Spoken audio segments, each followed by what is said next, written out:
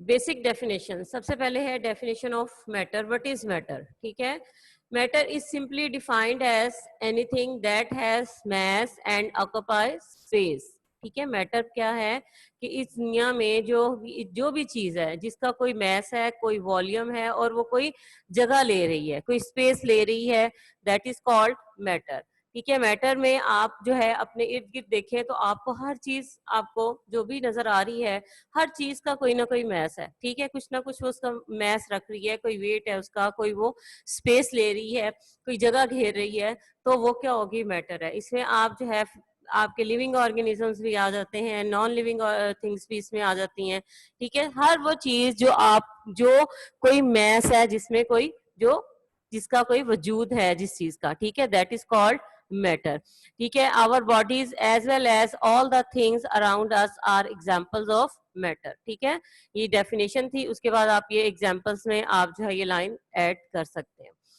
Now matter can exist in three forms, three physical states. कौन कौन सी है? Solid, liquid and gas. ठीक है, दैट क्योंकि ये तीन ही चीजें हैं, यहाँ तो कोई चीज सॉलिड होती है, या कोई लिक्विड होती है, या वो गैस की फॉर्म में होती है।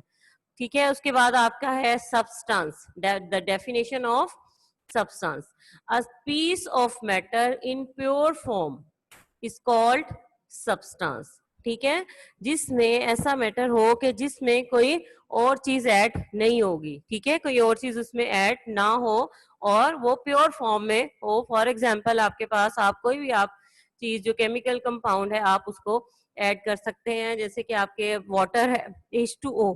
ठीक है, वाटर में क्या है कि वो एक केमिकल कंपाउंड है और अगर प्योर फॉर्म में है, उसके अंदर कोई इम्प्योरिटीज या और केमिकल्स वगैरह ऐड नहीं है, अगर ये प्योर फॉर्म में है, then it is called a substance. ठीक है, उसके अलावा कुछ गैसेस हैं।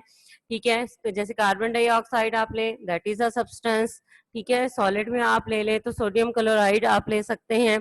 शुगर है, दैट इज अ सब्सटेंस। जो प्योर फॉर्म में होगा कोई भी मैटर, वो सब्सटेंस होगा। ठीक है, so every substance has a fixed composition and specific properties और करेक्टरिस्टिक्स। ठीक है, हर सब्सटेंस की अपनी जो है वो स्पेसिफिक करेक्टरिस्टिक्स होती हैं, जिनको हम physical properties and chemical properties का नाम देते हैं। ठीक है, आगे आपका है इम्प्योर मैटर। इम्प्योर मैटर अभी हम जो है वो जस्ट इसका इंट्रोडक्शन कर रहे हैं, इसकी जो प्रॉपर डेफिनेशन है वो हम अपने नेक्स्ट टॉपिक में इसको करेंगे। ठीक है, जो इम्प्योर फॉर्म में होगा, जो कि जिसमें कि ऐड हुई है कोई और चीजें जो है, वो ऐसा सब्सटेंस जिसमें कुछ और चीजें जो है वो ऐड है, वो प्योर फॉर्म में नहीं है, that substance is called mixture. ठीक है, जैसे कि एयर है आपका। ठीक है, air is a mixture of different gases. Air को हम सब्सटेंस नहीं कह सकते, एयर इज अ मिक्सचर। लेकिन एयर के अंदर जो गैसेस प्रेजेंट है, जैसे अगर कार्बन डाइऑक्साइड हम ले रहे हैं, कार्बन डाइऑक्साइड प्योर फॉर्म में है तो वो सब्सटेंस है। ठीक है, इसके बाद आपके मैटर की प्रॉपर्टीज होती हैं। कुछ प्रॉपर्टीज जो है वो जो फिजिकल प्रॉपर्टीज हैं और कुछ उसकी केमिकल प्रॉपर्टीज होती हैं। So we will discuss one by one. So your next definition is physical properties. ठीक है, physical properties as the name shows it depends upon the physical state of matter. ठीक है, फिजिकल स्टेट ऑफ मैटर पे depend कर रही है।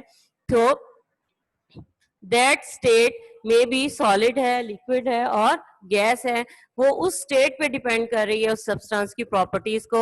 उन properties को हम फिजिकल प्रॉपर्टीज कहते हैं। सो डेफिनेशन क्या होगी आपकी?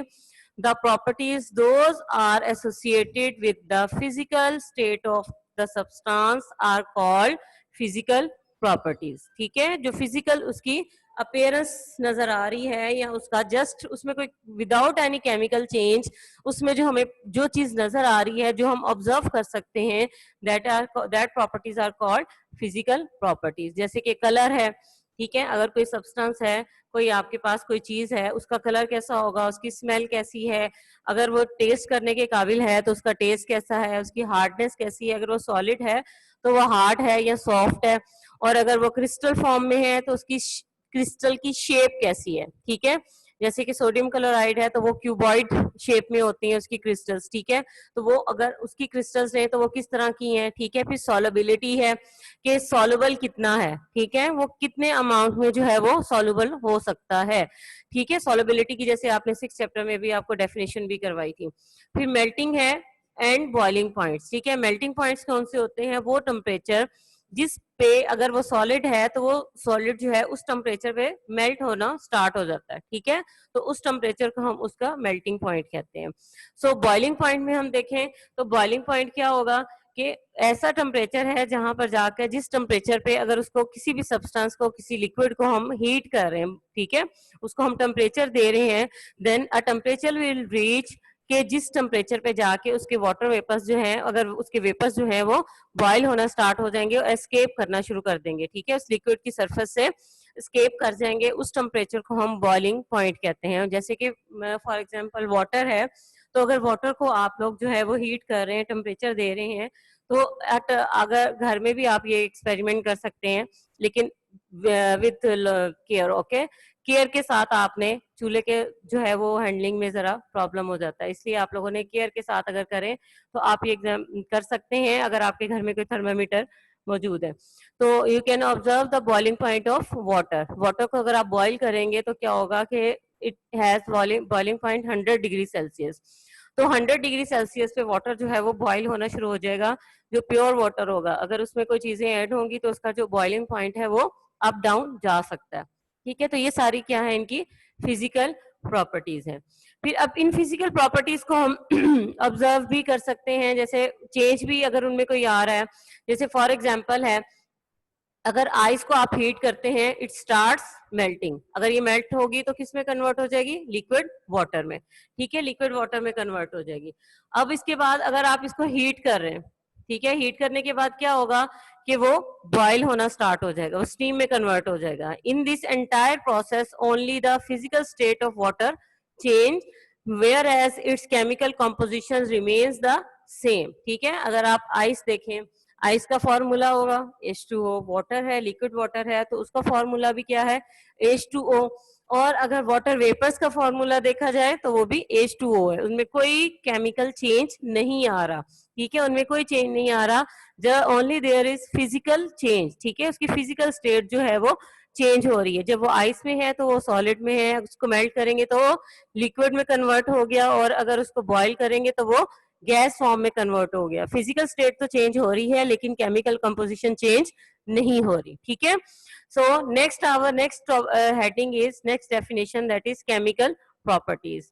As you know chemical change, ठीक है, केमिकल चेंज आप लोगों ने 8th क्लास में डेफिनेशन और अच्छी तरह से उनके जो केमिकल रिएक्शंस थे उनको आपने स्टडी किया था। Chemical properties depend upon the composition of the substance, ठीक है, कि कौन से कंपोनेंट्स जो हैं वो उस सब्सटेंस को बना रहे हैं। एक सब्सटेंस है, उसमें कौन कौन से एटम्स हैं, कौन कौन से एटम्स मिलकर उसका मॉलिक्यूल बना रहे हैं, उसका स्ट्रक्चर बना रहे हैं। सो केमिकल प्रॉपर्टीज जो है वो उन पे डिपेंड कर रही है, ठीक है। सो chemical properties depend upon the composition of the substance when a substance undergoes a chemical change। chemical change do you remember क्या होता है कि वो entirely change हो जाता है, ठीक है, जो वो पहले था, अगर वो substance जो है वो जो पहले था वो उससे totally उसकी properties जो है chemical properties और composition जो है वो उससे चेंज हो जाती है और एक नया सब्सटेंस जो है वो बन जाता है, ठीक है। सो केमिकल चेंज में क्या होता है कि उसकी जो केमिकल प्रॉपर्टीज हैं वो चेंज हो जाती हैं, ठीक है। फॉर एग्जांपल है आपके पास, जो आप लोगों ने 8th क्लास में भी सेम डेफिनेशन की थी, कि अगर वाटर में आप थोड़ा सा एसिड डाल दें तो उसको हम एसिडिफाइड वाटर कहते हैं, और जब उसमें से इलेक्ट्रिक करंट पास किया जाता है तो दैट वाटर डिकम्पोज, ठीक है, वाटर जो है वो डिकम्पोज हो जाता है इनटू इट्स कंपोनेंट्स, जो इसके कंपोनेंट्स होते हैं। So decomposition water is a chemical change as it produces hydrogen and oxygen gases, ठीक है, ये दो गैसेस जो हैं वो प्रोड्यूस होती हैं, जो कि हाइड्रोजन है और ऑक्सीजन है। अब क्या है कि इनकी हाइड्रोजन की और ऑक्सीजन की जो प्रॉपर्टीज हैं वो वाटर से टोटली डिफरेंट है, because water is another substance and hydrogen and oxygen are other substances. तो केमिकल चेंज में क्या होता है कि एक सब्सटेंस में ऐसा चेंज आता है कि उसकी केमिकल प्रॉपर्टीज, उसकी केमिकल कंपोजिशन जो है वो टोटली चेंज हो जाती है और एक नया सब्सटेंस जो है वो बन जाता है, ठीक है। सो जितने भी जो, अगर कोई भी आप देखें कि केमिकल चेंज हो रहा है तो इट मीन्स कि उसकी केमिकल प्रॉपर्टीज भी चेंज हो रही हैं, ठीक है। फर्स्ट आपकी ये डेफिनेशन है, उसके बाद ये आपकी एग्जांपल्स हैं।